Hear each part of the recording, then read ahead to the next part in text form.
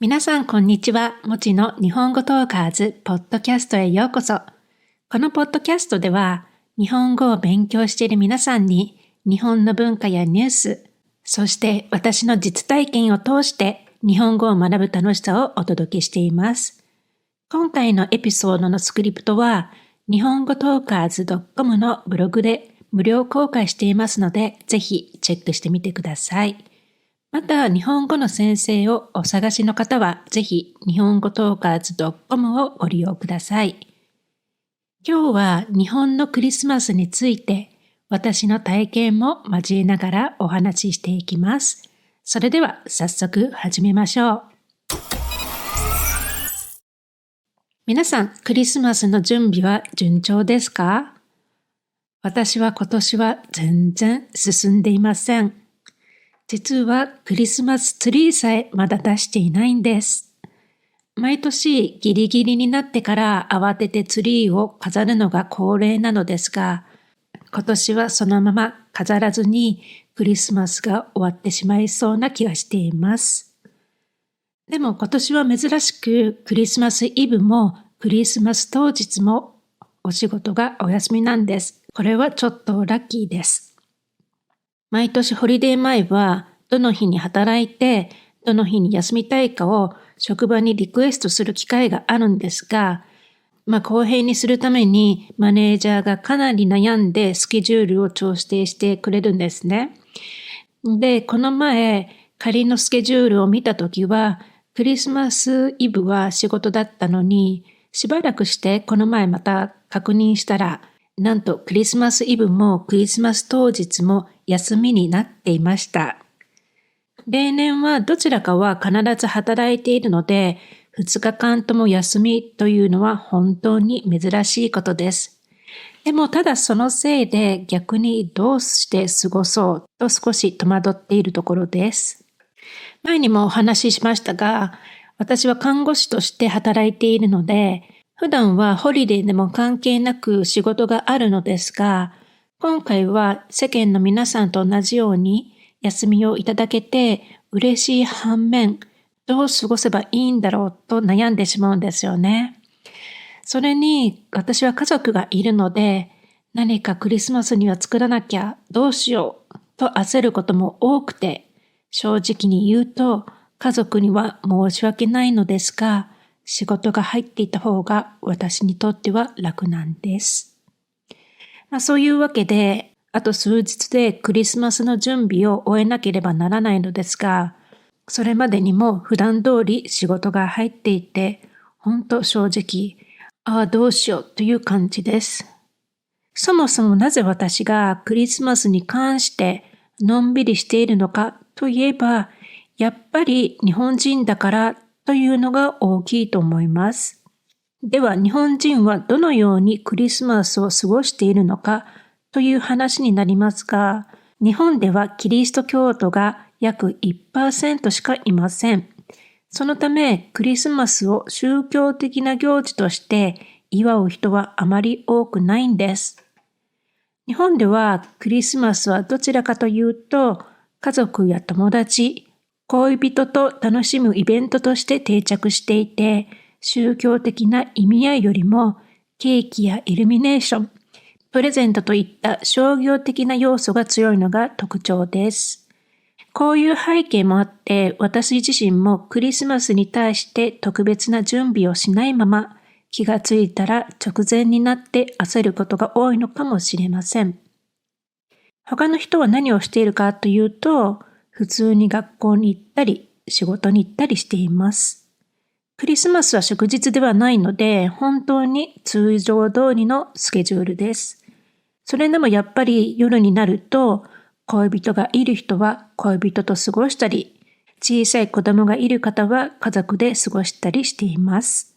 それでも日本はクリスマス、特にクリスマスイブはカップルにとって1年で最も重要なデートの日の一つとされているので、カップルたちの気合の入れ方はすごいです。まずその中で大事なのはプレゼント交換なのですが、調べてみたところ、社会人が恋人にクリスマスプレゼントを贈る予算の相場が20代の社会人の場合、15,000円前後、30代の社会人の場合、25,000円前後、そして40代の社会人だと3万円前後のようです。この数字をどう解釈すればいいのでしょうか。正直に言うと、思ったよりも少ないなというのが私の率直な感想です。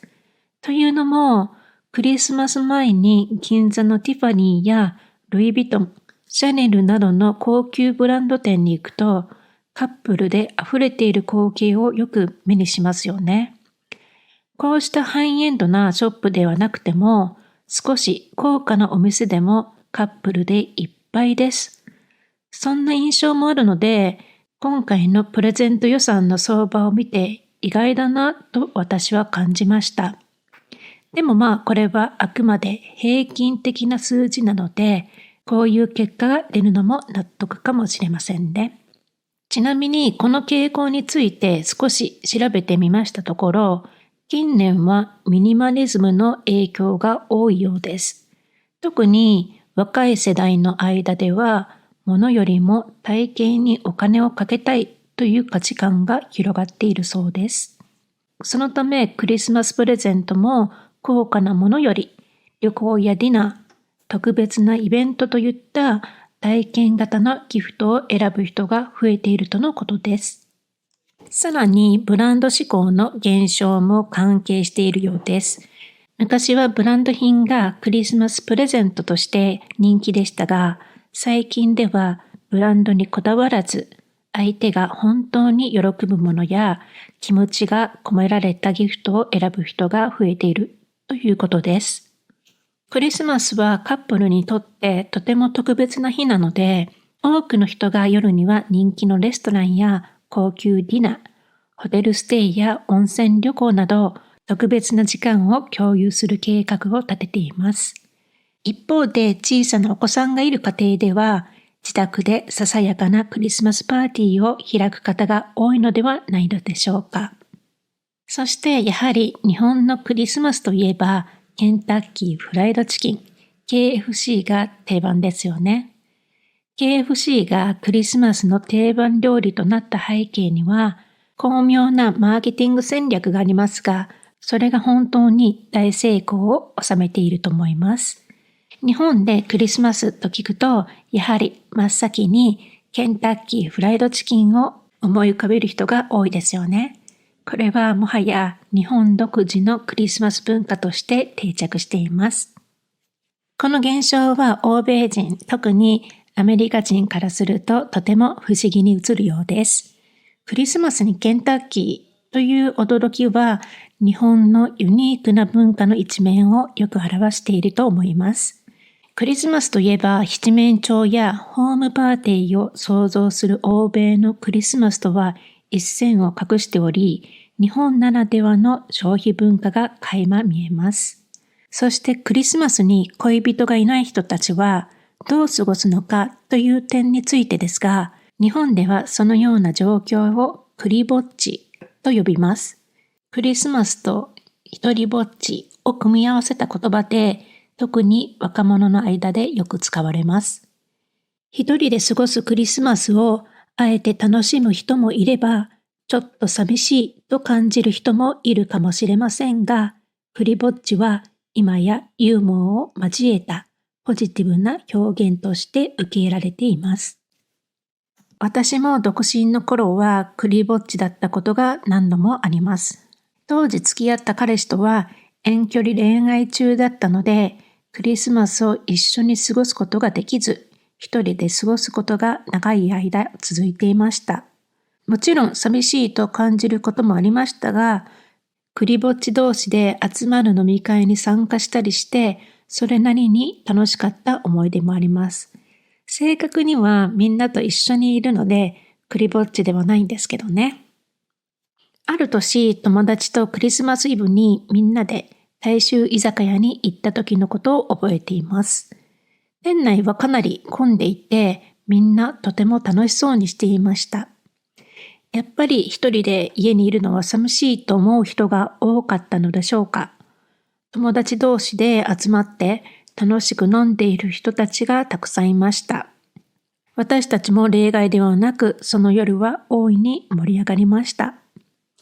でも、一緒に飲みに行く友達もいない場合、一人で過ごすのも一つの選択肢だと思います。実際、私も若い頃、彼氏がいない時期がありましたし、周りの友達もみんな恋人とクリスマスを過ごしていたので、誰とも一緒に過ごす予定がないこともありました。家族も近くにいなかったので、その年のクリスマスイブは本当に何も特別なことをせず普通に過ごしました。その日は平日で仕事があって残業もしたので帰宅が遅くなり、夕飯も特別なものを用意することなく、コンビニで買ったものを食べてそのまま早く寝ました。次のクリスマスも普通に仕事があったので、結局その日は完全にいつもと変わらない平日として過ぎていきました。こういった経験からも日本人としてのバックグラウンドがあるので、アメリカでクリスマスを迎える際、周りの人たちとちょっと温度差を感じることがあります。アメリカではクリスマスは家族や宗教的なつながりを大切にする特別な日として広く祝われていますが、日本では宗教的な意味合いが薄く、イベントとして楽しむ側面が強いので、この違いが影響しているのかもしれませんね。ただ、クリスマス自体がもともと宗教的な行事である以上、こうした温度差が生まれるのも自然なことだと思います。文化や背景が異なる中で、それぞれの国が自分たちなりのスタイルでクリスマスを楽しんでいるのはとても興味深いことですよね。私もアメリカでのクリスマスを通じて異なる文化に触れながら新しい楽しみ方を学んでいる最中です。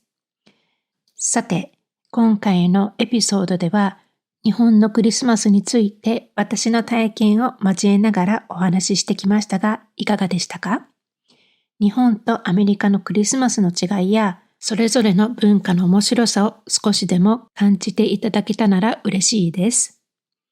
クリスマスは世界中で様々な形で祝われていて、その違いを知ることで新しい発見があるのがとても魅力的ですよね。皆さんもぜひ自分らしいクリスマスの過ごし方を見つけてみてください。一人で過ごすクリぼっちも誰かと一緒に過ごすクリスマスもそれぞれの良さがあると思います。最後に、このエピソードのスクリプトは日本語トーカーズ .com のブログで無料公開していますので、ぜひチェックしてみてください。また、日本語の先生を探している方は、日本語トーカーズ .com をぜひご利用くださいね。それでは次回のエピソードでお会いしましょう。素敵なクリスマスをお過ごしください。さようなら。